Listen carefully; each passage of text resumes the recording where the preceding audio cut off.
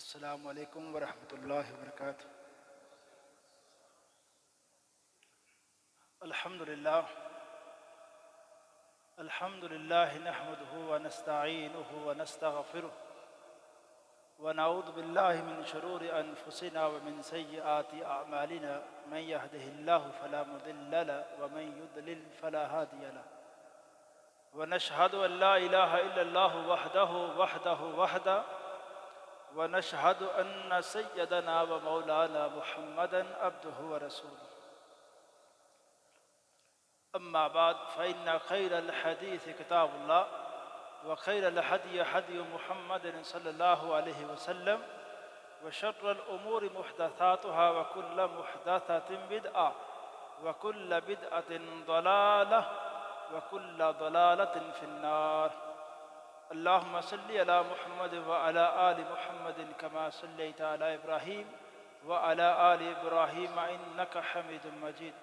اللهم بارك على محمد وعلى آل محمد كما باركت على إبراهيم وعلى آل إبراهيم إنك حميد مجيد۔ أعوذ بالله السميع العليم من الشيطان الرجيم من همزه ونفخه ونفثه، بسم الله الرحمن الرحيم۔ یا ایہا الذین آمنوا لا تأکلوا اموالکم بینکم بالباطل۔ ہر قسم کی تحمید و ستائش، کبریائی، بڑائی اللہ وحدہ لا شریک کی ذات کے لیے،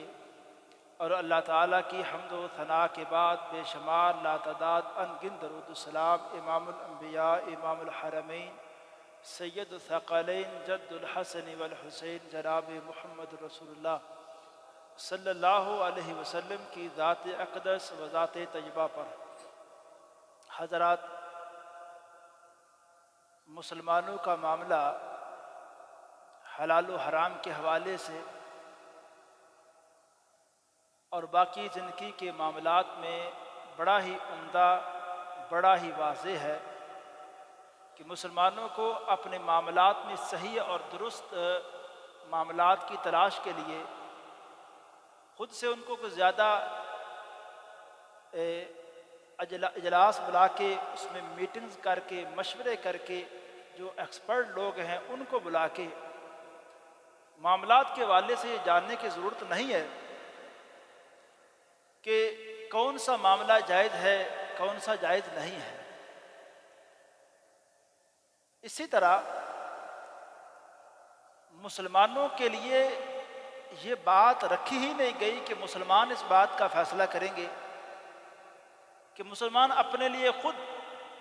چیزوں کے اچھا ہونے کو، چیزوں کے برا ہونے کو، جائز ناجائز، حلال اور حرام ہونے کے فرق کو خود سے دیکھیں۔ یہ مسلمانوں کے لیے اسلام نے ایسا نہیں رکھا کہ مسلمانوں کو آزاد چھوڑے اور مسلمانوں کو رہنمائی کے بغیر چھوڑ دیا۔ ہمارا معاملہ بڑا واضح ہے، بڑا صاف، بڑا کلیئر ہے کہ ہمارے رب نے ہی اپنے پیغمبر علیہ الصلوۃ والسلام کے ذریعے حلال و حرام کے ہر معاملے کو واضح کر دیا، اور اسلام کے اصول ضابطے اتنے واضح ہیں جن کے بارے میں میرا آپ کا ایمان ہے، اور وہ بات بڑی پیاری ہے۔ میں اور آپ، یا پاکستان کے یا پوری دنیا کے جو کسی بھی فیلڈ کے ماہر ترین لوگ بلا کے آپ ایک مشورہ لے لیں، کسی کام کے حوالے سے آراء لے لیں اور کچھ معاملات کو آپ فائنل کر لیں کہ میرا ادارہ ہے اور میری یہ کمپنی ہے، اس کے لیے یہ رولز ہیں۔ میں میرے بھائی ملکوں کے قوانین کے حوالے سے بھی یہ بات کرنے کو تیار ہوں۔ ہم آئے روز دیکھتے ہیں کہ فلاں ملک کے آئین کی شک میں ابھی تبدیلی کی گنجائش ہے، پاکستان کی فلاں آئین اس شک کو بھی ختم کرنے کی ضرورت ہے۔ ابھی 18ویں ترمیم میں اس کی ضرورت پڑی، اس لیے کر دی گئی، حالانکہ لوگوں نے جب یہ آئین بنایا ملک کے سارے مسائل کو سامنے رکھ کے ایک ضابطے بنائے۔ لیکن عرض یہ کرنا چاہتا ہوں، انسان جتنی مرضی محنت کر لیں اور جس خطے کے لوگ جتنی مرضی اپنی ذہانت، اپنی عقل کو استعمال کر لیں، وہ جو بھی قوانین، جو ضابطے، جو اصول بنائیں گے، اس میں کسی نہ کسی وقت کوئی تبدیلی کی گنجائش بہرحال باقی رہے گی۔ تو اسلام کے اصول ایسے ہیں، قرآن کی سچائی اور پیغمبر علیہ الصلوۃ والسلام کے نبی ہونے کی سب سے بڑی دلیل یہ ہے کہ آپ کا کوئی فیصلہ 1400 سال پہلے کے اس دور میں، جس دور میں نہ تو یہ ٹیکنالوجی تھی، نہ ابھی اس وقت کے جو مسائل اس وقت تھے، لیکن آپ نے جو بھی اصول دیے ان اصولوں میں آج ترقی یافتہ یہ دور جس کو کہا جاتا ہے، اس کے مسائل بھی 1400 سال پہلے بنائے گئے اصولوں کی روشنی میں حل کیے جا سکتے ہیں۔ آج میں تجارت کے حوالے سے اسلام کے وہ متفقہ اصول جس کے ذریعے ہمیں تجارت کرنی چاہیے ان کے حوالے سے کچھ گزارشات کروں گا، اور 3 اصول کے جو اصول ہیں ان کے حوالے سے انشاءاللہ میں اللہ تعالیٰ کی توفیق اور فضل سے بات کرنے کی کوشش کروں گا۔ سب سے پہلا اصول تجارت کے حوالے سے اسلام کا یہ ہے، جو 2 فریق یا 2 لوگ معاملہ کریں تو باہمی رضامندی کے ساتھ، کسی کو مجبور کر کے کسی سے کوئی چیز خریدی نہیں جا سکتی۔ یہ بات قرآن نے بیان کر دی، کیا کہا؟ یا ایھا الذین آمنوا لا تأکلوا اموالکم بینکم بالباطل الا ان تکون تجارۃ عن تراض بینکم، عن تراض منکم، کہا اے لوگو، اے مومنو، باطل طریقے سے ایک دوسرے کا مال نہ کھاؤ۔ ہاں البتہ ایک طریقہ جائز ہے ایک دوسرے کا مال لینے کا، وہ کیا؟ کہ تم باہمی رضامندی سے تجارت یعنی لین دین کرتے ہو۔ تو یہ قرآن نے واضح کر دیا کہ جو لین دین ہے، جو تجارت ہے، اس کے لیے فریقین کی دونوں کی رضامندی ضروری ہے، اس کے بغیر نہیں، کسی کو مجبور کر کے کوئی چیز نہیں لی جا سکتی۔ البتہ اس آیت کی تفسیر میں اور اس بارے میں کچھ احادیث بھی ہیں، ان سب کو سامنے رکھ کے اہل علم نے کچھ اس کی وضاحتیں کی۔ کہا 4 صورتیں ایسی ہیں کہ 4 صورتوں میں کسی کو مجبور کر کے بھی اس کی چیز، اس کا جائیداد ہے، کوئی پراپرٹی ہے، کوئی بھی معاملہ اس کی چیز ہے، اس کی ملکیت میں جو چیز ہے، اس کو 4 صورتوں میں خریدا جا سکتا ہے۔ پہلی صورت، ایک بندے نے کسی کا قرض دینا ہے، اب قرض دینے میں وہ اتنا ٹال مٹول کر رہا ہے، اس کے پاس جائیداد ہے، پلاٹ ہے، کوئی ایسی چیز ہے جس کو بیچ کے قرض اتارا جا سکتا ہے، لیکن وہ قرض نہیں اتار رہا، ایسے ہیلے جھوٹے ہیلے بہانے کر رہے۔ تو عدالت کے ذریعے عدالت اس کو یہ مجبور کر سکتی ہے کہ آپ کی جائیداد نیلام کی جائے۔ عدالت اگر اس بات پہ بھی عدالت خود بھی کسی کی جائیداد کے حوالے سے یہ ایکشن لے سکتی ہے، فیصلہ سنا سکتی ہے کہ اس کی جائیداد حکومت بیچ دے، کہ اس نے فلاں بندے کا قرض دینا ہے، قرض نہیں دے رہا، اور اس کے پاس قرض دینے کے لیے اور کوئی چیز نہیں ہے، اس کی جائیداد پڑی، اس کو بیچا جائے۔ کیوں؟ سب سے پہلے تو قرض کے حوالے سے سمجھی جائے نا بات کہ اس میں انسان اللہ تعالیٰ سے اتنا ڈرے اور اپنے معاملات میں اتنا ڈرے۔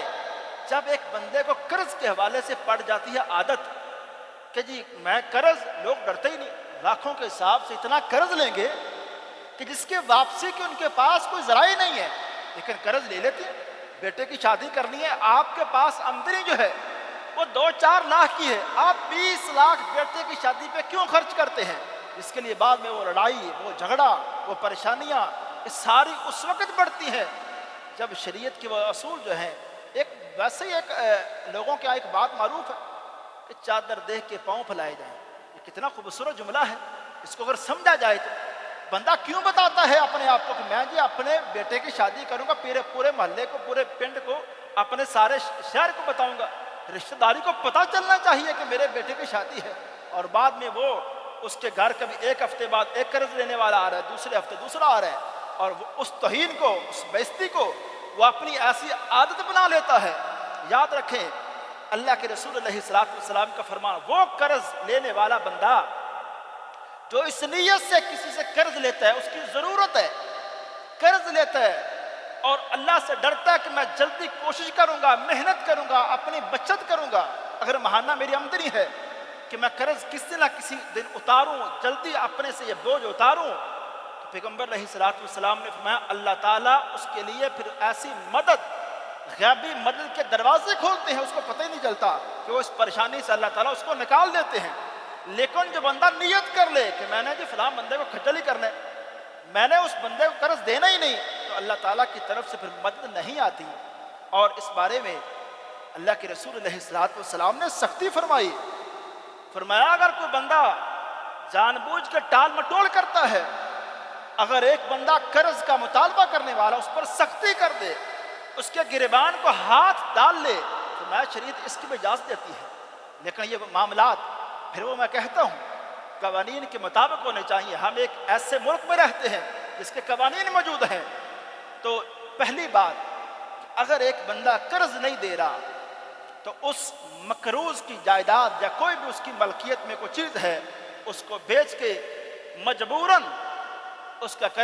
اسے قرض واپس لیا جا سکتا ہے۔ دوسری صورت، اس نے اپنے جائیداد کے کاغذات یا کوئی بھی چیز گروی رکھوا کے رہن رکھوا کر اس نے کس سے قرض لیا ہے، اب جس کے پاس اس کی پراپرٹی کے وہ کاغذات بطور گروی پڑے ہیں، اگر وعدے کے مطابق وہ قرض نہیں دے رہا، وعدے کے مطابق قرض نہیں دے رہا، اور جو ایک بندہ مہلت دے سکتا تھا مہلت بھی دی، پھر بھی وہ قرض نہیں دے رہا، اس کے پاس قرض لینے والے بندے کے پاس یہ اختیار ہے کہ اس کے معاملے کو عدالت میں لے جا کر وہ جو گروی چیز ہے وہ مارکیٹ کے ریٹ کے مطابق، مجبور شخص کی مجبوری کا فائدہ اٹھا کے کم ریٹ میں نہیں، جو مارکیٹ کا ایک مقبول ریٹ ہے اس کے مطابق اگر اس کی چیز مجبوراً وہ بندہ نہ بھی چاہتا ہو لیکن قرض لیا ہے، ہاں جی، تو وہ قرض، وہ گروی شدہ چیز جو ہے اس کو بیچا جا سکتا ہے۔ تیسری صورت، اگر ایسے حالات بنتے ہیں ذخیرہ اندوزی، کوئی چیز ہے، گندم ہے، کوئی بھی چیز ہے جس کا لوگوں کے ساتھ، عوام کے ساتھ وہ کھانے پینے کی اشیاء ہیں، اگر کوئی ظالم اس کو روکتا ہے اور حکومت اس حوالے سے ایکشن لیتی ہے، اور حکومت اس بندے کی اس چیز کو جو اس نے ذخیرہ اندوزی کر رکھی ہے مجبوراً بھی جو ریٹ ہے اس کے مطابق خرید کے عوام تک پہنچا سکتی ہے، یہ حکومت کو اسلام نے ایک رائٹ دیا ہے۔ اور چوتھی بات، اگر کوئی جائیداد ہے، حکومت کو جائیداد مفاد عامہ کے لیے چاہیے، ایک روڈ بن رہا ہے، نہری نظام، نہر بن رہی ہے، کوئی بھی حکومت کو چاہیے لوگوں کی فائدے کے لیے، لوگوں کے مفاد عامہ کے لیے، اگر کسی کی وہ زمین، اس نہر کی زمین نہر کے لیے چاہیے، وہ آ جائے گی بیچ میں، روڈ کے بیچ میں آ جائے گی۔ کوئی بھی ایسا کام، اگر وہ جگہ، وہ جائیداد کسی بندے کی کسی فرد کی ملکیت ہے تو حکومت کا یہ حق بنتا ہے کہ جو ایک مارکیٹ کا ریٹ ہے موجودہ، اس کے مطابق اس بندے کو وہ پیسے دے کر اس سے وہ چیز لے سکتی ہے۔ یہ اسلام نے حکومت کو دو اختیار دیے ہیں۔ دوسرا مسئلہ اور دوسرا اسلام کا اصول، اب اس مسئلے کو آپ نے، اللہ تعالیٰ مجھے توفیق دے کہ اس مسئلے کو میں سمجھاؤں، یہ فی الوقت معاشرے کا بزنس کے حوالے سے، تجارت کے حوالے سے سب سے بڑا مسئلہ ہے، اور اس میں اس قدر غفلت ہے اور ہم اسلام کے اصولوں کو دیکھتے بھی نہیں۔ اس میں دوسرا اصول اسلام کا یہ ہے کہ خریدنے سے پہلے جس چیز کے آپ مالک نہیں ہیں، جس چیز کے آپ مالک نہیں ہیں، اس کی تجارت، اس کو آپ نہیں بیچ سکتے۔ خریدنے سے پہلے آپ کسی چیز کو بیچ نہیں سکتے، ایک چیز آپ کی ملکیت میں ہے ہی نہیں۔ عام مارکیٹ کے اندر یہ معاملات خرابی کی طرف اسی لیے ہیں۔ دیکھیں، مارکیٹ میں ایک بندہ پھرتا ہے، وہ کپڑا ہو، وہ کوئی بھی چیز ہو، وہ لوگوں سے آرڈر لیتا ہے، اور اس کی ملکیت میں نہ کپڑا ہے نہ کوئی بھی چیز نہیں ہے، لوگوں سے آرڈر لے کے پہلے پیسے لیتا ہے، مارکیٹ میں پھر وہ چیزیں مطلوبہ تلاش کرتا ہے، اور اس میں اس کے پاس جو چیز نہیں ہے، جس کا مالک ہی نہیں ہے، وہ آگے بیچنے کا اس نے وعدہ کر لیا، اس سے ایک معاملہ طے کر لیا ہے۔ اسلام یہ کہتا ہے کہ پہلے، سب سے پہلے ایک چیز خود خریدو، اس کے مالک بنو، مالک بننے کے بعد پھر آپ کو یہ حق ہے کہ اس کو آگے بیچو۔ اور اس کا ہوتا کیا ہے، یہ معاملات خرابی کی طرف کیوں جاتے ہیں؟ آج دیکھیں، گندم ہے، چینی ہے، کوئی بھی چیز، اس طرح کی چیزیں، یہ مہنگائی کیوں بڑھتی ہے؟ اس کی بنیادی وجہ یہ ہے کہ ایک چیز ایک گودام میں پڑی ہے، گودام میں ایک بندے نے اس کو خریدا، پھر دوسرے نے خریدا، پھر تیسرے نے، چیز وہاں پڑی ہے، اور اس کے خریدار اتنے بڑھتے جا رہے ہیں کہ جب وہ بازار میں آئی تو وہ پتہ نہیں ایک جہاں سے وہ چیز آئی تھی ڈبل ٹرپل قیمت میں وہ بازار میں بک رہی ہے۔ جب تک اسلامی تجارت کے مطابق ہم تجارت کو کریں گے لوگوں کے، میں اس کے لیے ایک ایگزامپل دے سکتا ہوں کہ میں ایک دیہات میں رہنے والا بندہ، ہمارے ہاں گندم ہوتی ہے، اور گندم جب ذمہ دار اس کو دانے تیار ہو جاتے ہیں، دانے نکال لیتے ہیں، گاؤں کے لوگوں کو اصل ریٹ پہ گندم مل جاتی ہے۔ مثلا یعنی میں بہاول نگر میرا علاقہ، وہاں 2500 2400 جو آج کا ریٹ چل رہا ہے اس کے مطابق گندم مل جاتی ہے، لیکن جب یہی گندم اس کو آڑت کے اس نظام کے مطابق اور پھر ایک جگہ سے دوسرا، دوسری سے تیسرا، اس کو اتنے یعنی جس بازار کے اندر آنے سے پہلے 10-15 بندے جب اس کو خریدتے ہیں اس کا ریٹ ڈبل سے ٹرپل ہو جاتا ہے۔ اسلام کہتا ہے، اللہ کے رسول علیہ السلام نے یہاں تک منع فرمایا، آپ نے فرمایا ایک چیز بازار میں آ رہی ہے،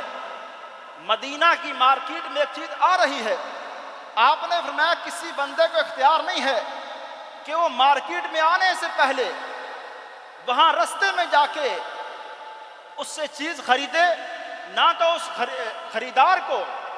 خریدار یہ چلاکی کھیلے کہ بیچنے والے بندے کو مارکیٹ کا ریٹ پتہ ہی نہ لگنے دے، اور رستے میں وہ چیز خرید کے مارکیٹ میں پھر اس کا مالک بن کے اس کو ذخیرہ اندوزی کر کے لوگوں پر ظلم کرے۔ اسلام نے یہ اصول دیا ہے، کوئی بھی چیز خریدنے سے پہلے جب تک آپ مالک نہیں ہیں آپ اس چیز کو بیچ نہیں سکتے۔ اور اس کے لیے اللہ کے رسول علیہ السلام کی ایک حدیث سنے، ایک صحابی ہیں سیدنا حکیم بن حزام، وہ کہتے ہیں میں نے اللہ کے رسول علیہ السلام سے سوال کیا، یا رسول اللہ یہ حدیث بڑی واضح ہے، اس سے میں اور آپ کتنے ہی مسئلے سمجھ سکتے ہیں، لفظ آپ سماعت فرمائیں، یا رسول اللہ یأتینی الرجل، اللہ کے رسول میرے پاس ایک بندہ آیا، فیسألنی البیع، اس نے مجھ سے مطالبہ کیا ایک چیز کا کہ میں اسے بیچوں، اور وہ چیز میرے پاس نہیں ہے، کہنے لگا لیس عندی ابیعہ منہ، اللہ کے رسول وہ چیز میرے پاس ہے نہیں جس کا وہ مطالبہ، جس کی خرید و فروخت معاملہ میرے ساتھ کر رہے ہیں، وہ چیز میرے ملکیت میں نہیں ہے، تو کیا اللہ کے رسول ثم ابتاعہ لہ من السوق، کیا اللہ کے رسول میں اس سے پہلے آرڈر لے لوں اور پھر اس کو مارکیٹ میں سے اس کے لیے وہ چیز خریدوں اور خرید کر لا کر اس بندے کے حوالے کر دوں؟ اللہ کے رسول کیا یہ معاملہ، یہ تجارت، یہ طریقہ میرے لیے جائز ہے؟ آپ نے فرمایا لا تبع ما لیس عندک، جو چیز اے حکیم تیرے پاس نہیں ہے، جس کا تو مالک نہیں ہے، اس چیز کو تو بیچ نہیں سکتا ہے۔ اس میں خرابیاں کیا ہوں گی؟ جب ایک بندے نے آرڈر لے لیے ہیں ایک چیز کے، جب خود وہ مارکیٹ میں گیا اس چیز کو پتہ کرنے کے لیے، اچانک پتہ چلا کہ ریٹ تو بڑھ گیا ہے، اب کیا ہوگا؟ اب ان کے ہاں لڑائی جھگڑا ہوگا۔ اسلام تجارت کے جن طریقوں سے روکتا ہے اس میں سب سے بڑی برائی یہ ہے، اصل وجہ یہ ہے کہ لوگوں کے ساتھ ایسا دھوکہ ہوگا، لوگوں کے ساتھ ایسے معاملات ہوں گے جس میں معاملات پھر لڑائی جھگڑے فتنے فساد کی طرف جائیں گے۔ اسلام ہر اس طریقے تجارت سے روکتا ہے جس سے نفرتیں بڑھتی ہیں، جس سے لڑائی جھگڑا ہوتا ہے، جس سے لوگوں کے درمیان فساد پھیلتا ہے، اسلام تجارت کے ان طریقوں کو روکتا ہے۔ اسی طرح اب یہ جو بات ہے کہ ایک چیز اس کے آپ مالک نہیں ہیں، آپ اس کو بیچ نہیں سکتے، اس کی ایک موجودہ تجارت کے جو طریقے ہیں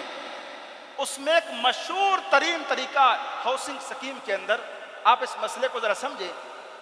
اور یہ طریقہ اتنا عام ہے، اور میں یہاں رک کے یہ بات کہنا چاہتا ہوں، ہمارے یہاں اگر غور کیا جائے اسلامک تجارت کے حوالے سے لوگوں کے پاس معلومات کم ہیں، اور پھر جو دنیا تجارت کے اصول طریقے جو بتاتی ہے پاکستان کے اندر وہی رائج ہو جاتے ہیں، لوگ دیکھتے ہی نہیں، پرکھتے ہی نہیں کہ یہ طریقہ آیا کہاں سے ہے، یہ انداز کن کا ہے، بس کہہ رہے ہیں کہ بس پیسہ کمانے کا ایک طریقہ ہے، یہ انٹرنیشنل دنیا میں یہ رائج ہے، یہ بزنس، بس ہم بھی یہ بزنس کریں گے۔ اب دیکھیے ہاؤسنگ سکیم کے اندر یہ فائلیں بکتی ہیں، اور فائلیں بکنے کا یہ کام تقریباً میں کہتا ہوں کتنے فیصد لوگوں کے اندر عام ہے. اب فائل بک رہی ہے. ایک ہاؤسنگ سکیم کے پاس 1000 پلاٹ ہے، وہ 5000 فائلیں کیسے بیچ سکتی ہے؟ وہ 2000 فائل کیسے بیچ سکتی ہے؟ اور فائل کیا ہے؟ سال کے بعد 2 سال کے بعد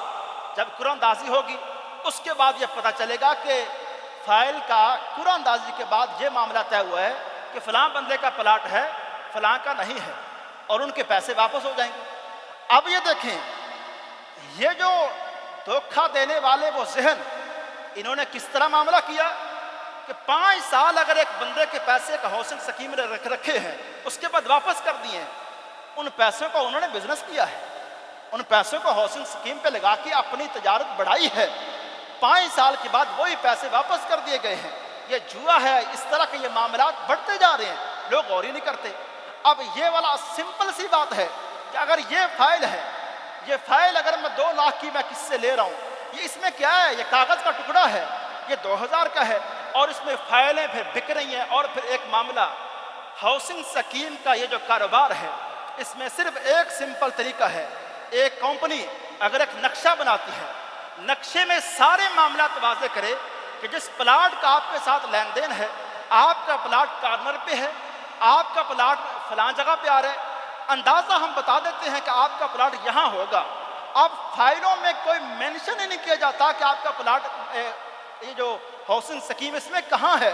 اور پھر قرآن اندازی میں تو ایک بندے کو شک ہے کہ مجھے میرا پلاٹ ملے گا بھی کہ نہیں ملے گا. اور پھر ایک صاف لوگوں کے ذہنوں کو مطمئن کرنے کے لیے یہ بات ڈال دی گئی کہ نہیں جی، اگر 2 سال کے بعد 3 سال کے بعد قرآن اندازی کے بعد پلاٹ آپ کا نہ نکلا، آپ کے پیسے واپس ہو جائیں گے. اور پیسے بھائی واپس ہو جائیں گے. 3 سال سے جو پیسے ان کے پاس ہیں، اس نے جو فائدہ اٹھایا ہے اس کا نفع کس نے کمایا ہے؟ یعنی میرے اگر پیسے کسی نے رکھے ہیں، وہ نفع کمایا ہے کس بنیاد پہ؟ وہ تو امانت تھی. اس طرح یہ جو طریقے تجارت کے ہمارے ہاں رائج ہیں، ان طریقوں کے حوالے سے غور و فکر کرنے والی بات ہے. مشہور ہے، میں نے صرف اہل علم کی اس حوالے سے تحقیقات کو پڑھا، فتاویٰ کو پڑھا.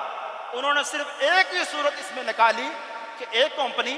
ایک نقشے کو بنائے، نقشے کو اتنا واضح کرے کہ جس بندے نے پلاٹ لینا ہے ان لوگوں کو واضح کر دے کہ آپ کا پلاٹ اس جگہ پہ ہے. اور یہ کام بڑا مبارک کام ہے، بڑا جائز کام ہے. اس حوالے سے اس طریقے سے اگر دیکھیں، اسلام ایک رول دیتا ہے. اسلام کہتا ہے مجہول چیز کی، جس چیز کی آپ بیع کر رہے ہیں، خرید و فروخت کر رہے ہیں، کہ میں نے پیسے دیے، مجھے میرے پیسوں کے بدلے میں پلاٹ بتایا گیا. اسلام کہتا ہے کہ جب تک وہ پلاٹ کے حوالے سے وضاحت نہ کی جائے وہ پلاٹ کدھر ہے، کہاں ہے، اس وقت تک پلاٹ مجہول چیز کی بیع نہیں ہے. جس چیز کا کوئی پتہ ہی نہیں کہ وہ چیز ہے بھی نہیں ہے. آن لائن بزنس بھی دیکھ لیں، اس میں زیادہ تر بات ایسے ہی ہے. میں انشاءاللہ 1-2 خطبات کے بعد یہ آن لائن بزنس کے حوالے سے بھی کچھ بات کروں گا. اب دوسری بات، ایک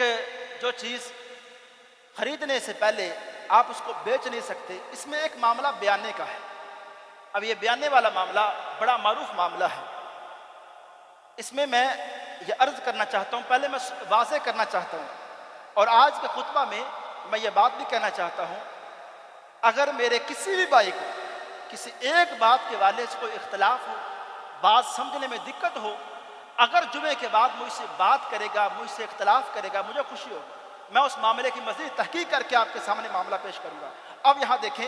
بیانے کے حوالے سے جو بات میرے ذہن میں وہ کیا ہے، ایک پلاٹ اگر اس کا ایک معاملہ طے ہو جاتا ہے، 10,000 بیانہ اس کا ادا ہو جاتا ہے.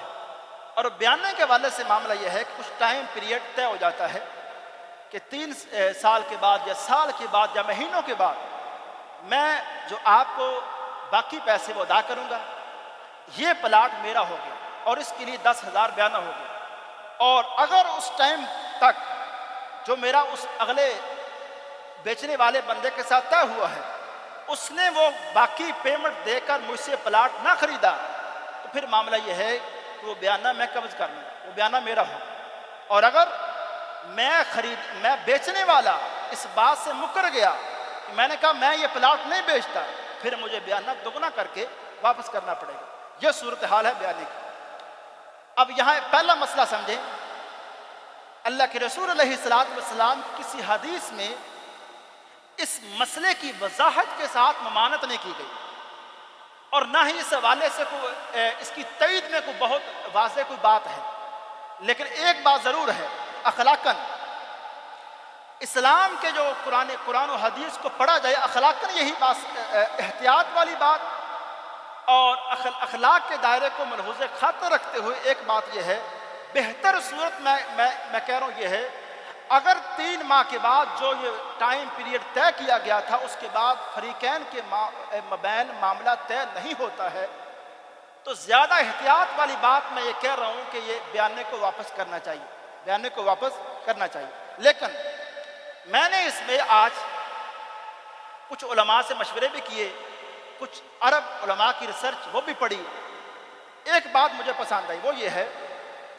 یہ جو پرانی کتابوں کے اندر یہ بات ہے کہ یہ والا معاملہ درست نہیں ہے،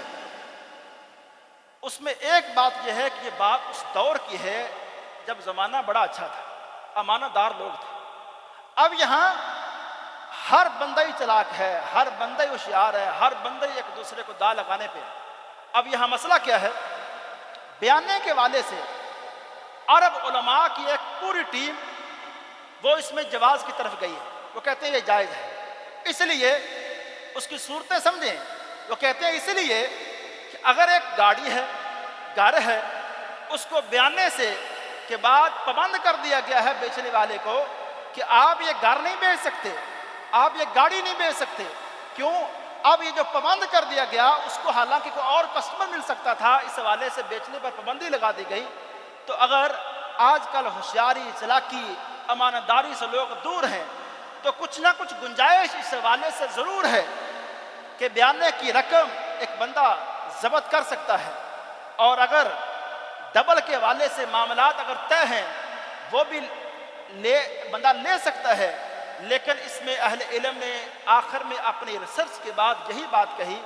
احتیاط کا پہلو یہی ہے اس سارے معاملے میں کہ اس معاملے سے بھی بچنا چاہیے۔ میں صرف یہ کہہ رہا ہوں کہ بیانے کی صرف اور صرف کچھ حد تک گنجائش ملتی ہے، کوئی بہت بہتر معاملہ یہ بھی نہیں ہے۔ اور تیسری بات، مارکیٹ کے اندر ایک اللہ کے رسول علیہ الصلوۃ والسلام نے اسلام کا ایک اصول یہ دیا، کسی بھی چیز کو آپ اپنے کنٹرول میں لینے سے پہلے آپ بیچ نہیں سکتے، یہ اسلام کا اصول ہے۔ اس بارے میں اللہ کے رسول علیہ الصلوۃ والسلام نے فرمایا، من ابتاع طعاما فلا یبیعہ حتی یستوفی، کوئی بندہ اپنی کو چیز جب تک اس کو اپنے کنٹرول میں نہیں لے لیتا اس وقت تک بیچ نہیں سکتا۔ اور بخاری شریف کی حدیث سن کر آپ حیران ہوں گے، عبداللہ بن عمر کہتے ہیں میں نے خود دیکھا ہے اللہ کے رسول علیہ الصلوۃ والسلام کے دور میں کہ اگر کوئی بندہ جہاں سے اس نے چیز خریدی ہے اسی جگہ اگر وہ بیچتا تو اللہ کے رسول کے زمانے میں اس بندے کو مارا جاتا تھا، حکومت اس حوالے سے ایکشن لیتی تھی، یہ طریقہ غلط ہے۔ اور اس میں اصل مسئلہ کیا ہے، اسلام کیوں منع کرتا ہے کہ ایک چیز جب تک آپ کے کنٹرول میں نہیں ہے اس کو آپ آگے نہیں بیچ سکتے، اس کا لین دین نہیں کر سکتے۔ اس میں اصل بات کیا ہے، میں نے ایک بندے کو کہا 10 من گندم کا آرڈر دے دیا، اور میں نے اس بندے سے اپنی گندم اٹھائی نہیں اور اس کے پاس پڑی ہے،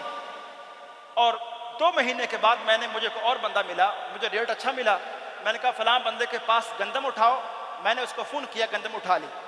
اسلام کہتا ہے یہ معاملہ اس لیے غلط ہے، یہ معاملہ لڑائی جھگڑے کی طرف اس لیے جائے گا، 3 مہینے جو میری گندم اس کے پاس پڑی رہی، ہو سکتا ہے 1 مہینے کے بعد اس کو اچھا کسٹمر ملے، اس کے دل میں بات آئے کہ میں نے غلط فیصلہ کیا، مہینہ پہلے جو بیچی گندم میرے پاس ہے، اس کو سنبھال میں رہا ہوں، وہ تو آیا بھی نہیں لینے کے لیے، اس گندم کو میں ہی بیچ دیتا ہوں۔ اور یہ معاملات اسلام کہتا ہے جس معاملے میں لڑائی جھگڑے کی طرف معاملہ جائے گا اسلام اس کو منع کرتا ہے۔ اور اس بارے میں عبداللہ بن عباس ایک بہت بڑے مفسر ہیں،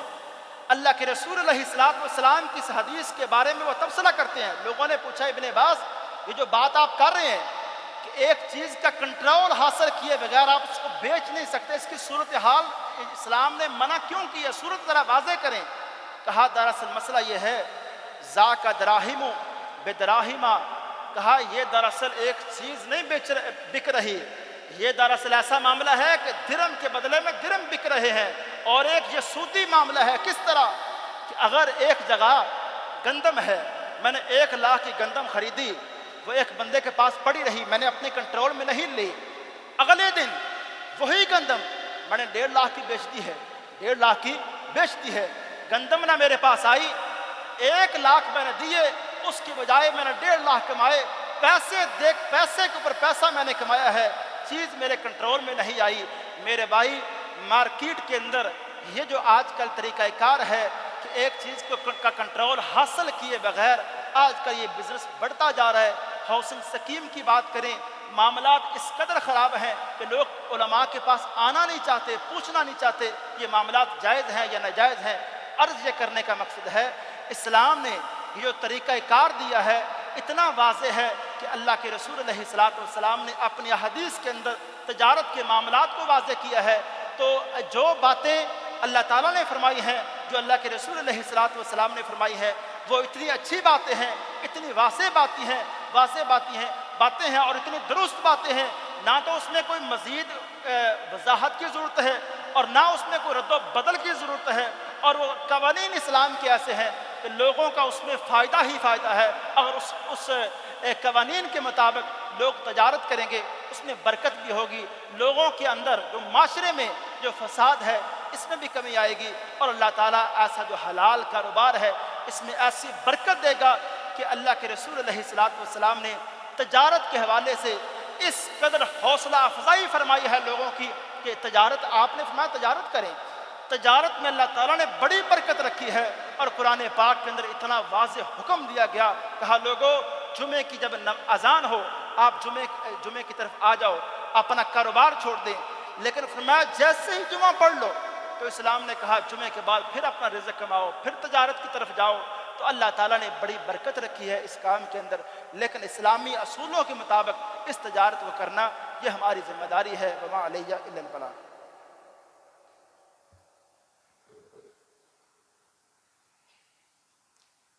الحمد للہ نحمده ونصلي على رسوله الكريم، اما بعد فإن خير الحديث كتاب الله وخير الهدي هدي محمد صلى الله عليه وسلم، وشر الأمور محدثاتها وكل محدثة بدعة وكل بدعة ضلالة وكل ضلالة في النار۔